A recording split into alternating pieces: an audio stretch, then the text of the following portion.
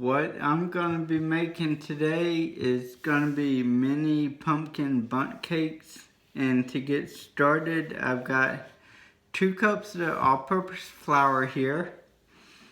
And to that, I'm going to add 2.5 teaspoons of baking powder and 2 teaspoons of pumpkin pie spice. And I'm just going to stir this together to make sure it's nice and combined. And then I'm gonna just set this aside until I get my other ingredients ready. And now in the bowl of my stand mixer, I'm gonna mix together a cup of granulated sugar,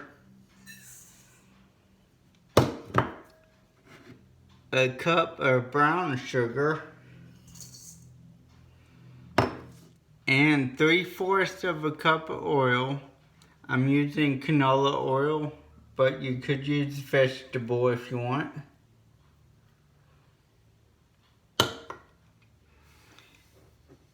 And a 1/2 cup of applesauce.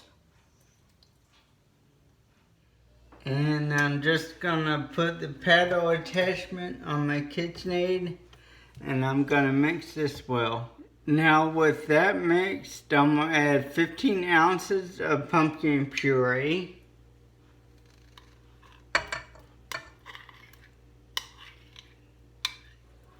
And I'm just going to mix that in well before I add my eggs. And now with my pumpkin mixed in, you want to take a total of 4 eggs, but you want to add them one at a time.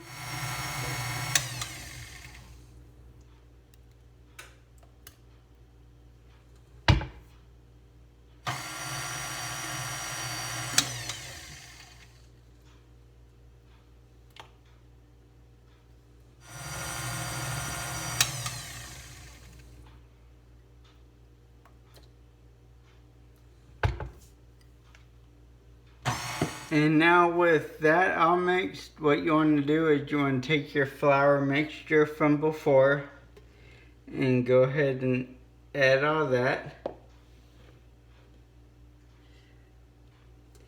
And mix it until it's just combined. And now that my pumpkin batter is all ready, I've got a mini bundt pan right here. And went ahead and sprayed it with cooking spray. I just did the first 12 right here because this is enough to make 6 pumpkin cakes, which will take up 12 of these spaces. So what you want to do is, I'm gonna use my ice cream scoop, and you're gonna want to fill each of these tins up with 2/3 of your batter, or 2/3 full of your batter. And now with my batter scooped into my tins, as you can see, I had to do 2 more. I had a little extra batter left over, but you want to go ahead and put this in a 350-degree oven for 15 to 20 minutes. Okay, with my cakes done, they were in the oven for a total of 25 minutes. At 20 minutes, they didn't pass the toothpick test, so I put them in there for 5 more minutes. But what I have in my bowl here is 16 ounces of white chocolate. And now what I'm going to do, I'm going to take 16 ounces of heavy cream. So I'm going to put this on the stove and heat it up to where it's not boiling, but it's getting hot. And with my heavy cream getting hot, you just want to take it off the stove and pour it into your chocolate. And just go ahead and stir it around until all your chocolate melts. And when your chocolate is starting to melt, because I want to make this orange to go on my pumpkins, I'm putting some copper color food coloring in there. Okay, so this is what my ganache looks like with the copper food coloring.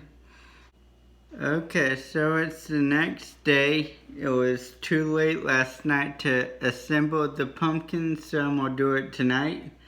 I went ahead and put my ganache in the refrigerator. So to assemble your pumpkins, you're gonna wanna go ahead and take one of your Bundt cakes and go ahead and cut the top of it off.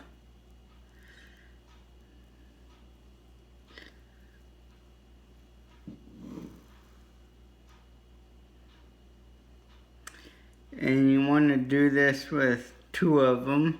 Now with your 2 cakes cut, you want to have your ganache beside you. And you want to take a pair of tongs.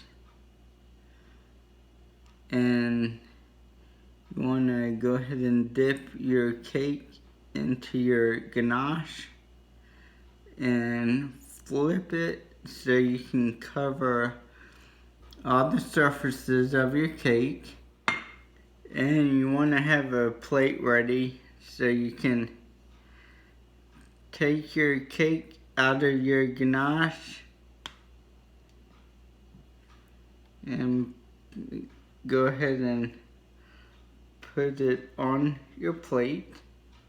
You want to go ahead and take your other one, do the same thing.